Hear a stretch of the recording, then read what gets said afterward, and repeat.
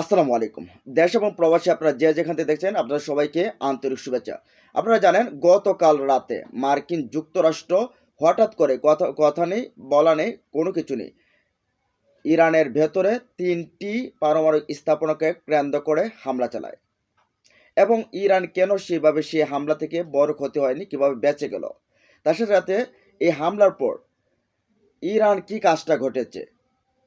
আরেকটা বিষয় যেটা থাকছে সেটা হচ্ছে এরপর এই হামলার পর বিশ্ব নেতাদের প্রতিক্রিয়া কি এবং ইরানের মিত্রদের প্রতিক্রিয়া কি, সবগুলোই থাকছে আজকের ভিডিওতে। আর শুধু একটু ধৈর্য সহকারে দেখুন আর আমাদের ভিডিওটা সাবস্ক্রাইব করে নিয়মিত ভিডিও পাওয়ার জন্য এই সাথে থাকুন। দেখেন, ইরানের 3টা পারমাণবিক স্থাপনায় হামলা চালিয়েছে B2 বোম্বার দিয়ে, যেটা যে বোমারু বিমানটা পৃথিবীর আর কোনো কারো কাছে নেই। আর এই হামলাটা পৃথিবীর অন্য কারো সাধ্য নেই এই হামলাটা করার। মার্কিন যুক্তরাষ্ট্র এটা জানিয়েছে। এখন এই হামলাটা করেছে। এখন এরপর আবার দেখলাম ইরানের রেড ক্রিসেন্ট যা আছে তারা জানিয়েছে ওই অঞ্চলে কোনো মানুষের ক্ষয়ক্ষতি হয়নি।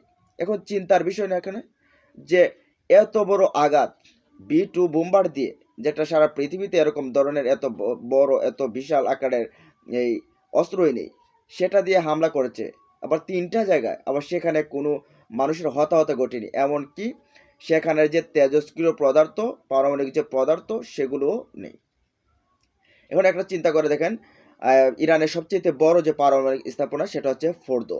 সে ফোর্দোকে কিন্তু লক্ষ্য করে তারা হামলা চালিয়েছে। তবে ফোর্দোতে লক্ষ্য করে যে বোম্বার 2 বিমান দিয়ে হামলা করছে, যে বোমাটা ফেলছে, সেটা একই জায়গায় যদি 60টা বোমা জুড়ে নিক্ষেপ করা হয়, তাহলে এই সে কংক্রিটের ঢালাই বা অন্যান্য বিষয়গুলো ছিদ্র করে সেখানে আঘাত আনা সম্ভব।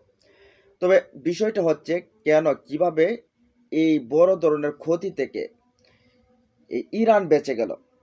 দেখেন, ইরানকে বিভিন্ন নিউজ আসছে যে ইরানকে আগেই সতর্ক করেছিল মার্কিন যুক্তরাষ্ট্র।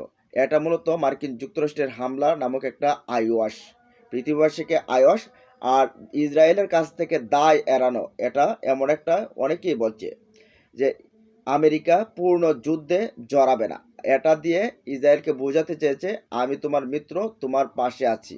তবে ট্রাম্পকে অনেকেই দোষারোপ করছেন যুদ্ধবাজ হিসেবে, তার কারণ তিনি 2 সপ্তাহ সময় নিয়েছিলেন, অথচ সব আন্তর্জাতিক আইন নিয়ম কানুন যা আছে সবগুলো লঙ্ঘন করে সে হামলাটা করেছে।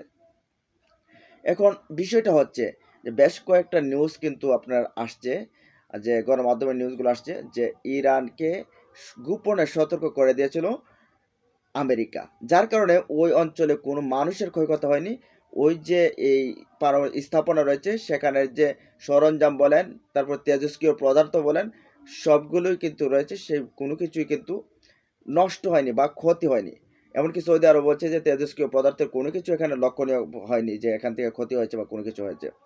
তো আমরা যদি দেখি যে ইরানের মার্কিন বিমান হামলার আগে তেহরানকে গোপনে সতর্ক করেছিল ওয়াশিংটন। সম্পূর্ণ যুদ্ধ এড়াতে এমন পদক্ষেপ নেয় যুক্তরাষ্ট্র, এমন দাবি করেছে মধ্যপ্রাচ্য ভিত্তিক সংবাদ মাধ্যম আবওয়াজ মিডিয়া। তারপর শুধু এটা না, টিআরটি গ্লোবালও তাদের প্রকাশিত প্রতিবেদনে এই তথ্যটাই কিন্তু জানিয়েছে। সংবাদ মাধ্যমটির খবরে বলা হয় 21শে জুন মধ্যরাতে 3টি প্রধান পারমাণবিক স্থাপনায় ভয়াবহ হামলা চালানোর আগে তেহরানকে জানিয়ে দেয় হামলার লক্ষ্য হবে শুধু ফোর্দো, ইস্পাহান, নাতাঞ্জ স্থাপনা। একই সঙ্গে যুক্তরাষ্ট্র কোনো পূর্ণমাত্রার সামরিক সংঘাতে জড়াতে চায় না। তাহলে এখান থেকে বোঝা যাচ্ছে যে এটা একটা আইওয়াশ যুদ্ধ। এই যে যুদ্ধটা, এই হামলাটা, এটা একটা আইওয়াশ মূলত এখান থেকে দায় মুক্তি নিতে যাচ্ছে মার্কিন যুক্তরাষ্ট্র। তবু যে হামলাটা, এটা নিয়ে বিশ্ব কিন্তু প্রতিক্রিয়া দেখেছে। চীন বলছে, চীনের যে ইরানের যে মিত্র, চীন বলছে যে এটা বরঞ্চ এই হামলাটা ইরানকে করে সেটা ইরাকের সাথে যে কাজ করেছিল সেই কাজটাই করেছে, বলতে সেখানে তারা এক প্রকার হার কিন্তু মার্কিন যুক্তরাষ্ট্রের এটা হয়েছে।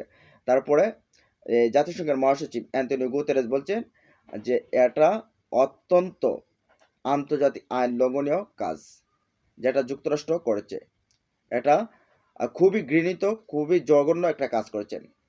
তার সাথে ওমান, কাতার, তারপরে এই এই আরও যে আমাদের মধ্যপ্রাচ্যের আর সৌদি আরব সহকারে তারা গভীর উদ্বেগ জানিয়েছেন, নিন্দা করেছে। তারা বলছে আলোচনার মাধ্যমে শেষ করবে। তারপরে আরেকটা বিষয় যেটা, রাশিয়া আমেরিকা যদি একদিকে মোড়ল হয়, অন্যদিকে রাশিয়া জানিয়েছে যে এই ইরানকে এই মুহূর্তে অনেক দেশ প্রস্তুত যে তাদেরকে পরমাণু অস্ত্র দেওয়ার জন্য। উত্তর কোরিয়া কিন্তু এমনিতেই প্রস্তুত রয়েছে, এটা উদ্বেগ জানিয়েছে। এছাড়া অস্ট্রেলিয়া জানিয়েছে যে এই হামলাটা যুক্তিযুক্ত, কারণ তারা পারমাণবিক অস্ত্র বানাতে চায় না, যে ইরান বানাক সেটা চায় না। তারপরে যদি আমরা দেখি যে ভেনেজুয়েলা বলছে এটা ইতিহাসের সবচেয়ে জঘন্যতম কাজ এবং ইরানকে একটা দুর্বল রাষ্ট্র ভেবে আমেরিকা সবল রাষ্ট্র হিসেবে এই হামলাটা করেছে। এটা ভেনেজুয়েলার সাথে আপনারা জানেন যে খুবই ভালো সম্পর্ক হচ্ছে ইরানের, একেবারে গলায় গলায় ভাব এটা। আর যদি তাদের এই প্রতিক্রিয়া তো আছে মুখের প্রতিক্রিয়া, তবে অন্যদিকে ইরান এরপরে কি আমেরিকা মারছে ইরানে, আবার ইরান মেরে দিয়েছে দখলদার দেশটিতে। ইরান প্রায় 27টি ক্ষেপণাস্ত্র ছুড়েছে এই বিমান হামলার পরে, 27টি ক্ষেপণাস্ত্র ছুড়েছে, যা প্রত্যেকটা লক্ষ্যবস্তুতে আঘাত এনেছে, একটাও মিস করেনি। একটাকেও তারা এই আয়রন ডোম, অ্যারো, তারপরে ডেভিড স্লিং এগুলো দিয়ে কোনো কিছু দিয়েই আসলে তা থামাতে পারেনি, প্রত্যেকটাই জায়গা মতো একবারে হিট করেছে। তো এখান থেকে দেখা যায় এমন ব্যাপক ক্ষয়ক্ষতি হয়েছে, এমন এই ফাতা তারপরে সিজিল এর চাইতে অত্যাধুনিক ক্ষেপণাস্ত্র দিয়ে এবার হামলা করেছে। তো এই হামলাটা মূলত টার্গেট করা হয়েছে, এবার আঘাত এনেছে তাদের যে সবচেয়ে বড় বিমানবন্দর বেন গুরিয়ন, এই বিমানবন্দরে, তারপরে তাদের যে বায়োলজি রিসার্চ সেন্টার, সেই বায়োলজি রিসার্চ সেন্টারে গুরুত্বপূর্ণ স্থাপনাগুলোতে আঘাত এনেছে, বেশ হতাহত এবং বেশ কয়েকজন ওপারেও চলে গেছে। এই বিষয়টা দখলদার গণমাধ্যম কিন্তু প্রকাশ করছে না। হামলাটা যেমনভাবে মার্কিন যুক্তরাষ্ট্র হামলা করেছে, এই ঠিক একইভাবে জবাবটা কিন্তু তারা দিয়ে দিয়েছে এই দখলদার দেশটিতে। এখন দখলদার দেশটিতে মানুষ পালিয়ে মরুভূমি পার হয়ে যাচ্ছে, মানুষ জাহাজ দিয়ে যাচ্ছে, মানুষ যেভাবে পারছে দেশ ছাড়ার জন্য হিড়িক পড়ে গেছে। তো এই যে ছিল যে মার্কিন যুক্তরাষ্ট্রের হামলা, আবার ইরানের কোনো ক্ষয়ক্ষতি না হওয়া, এই বিষয়গুলো নিয়ে আপনাদের মতামতকে জানিয়ে দিন কমেন্ট বক্সে। ভালো থাকুন, সুস্থ থাকুন, দেখা হবে ইনশাল্লাহ পরবর্তী ভিডিওতে। আল্লাহ হাফেজ।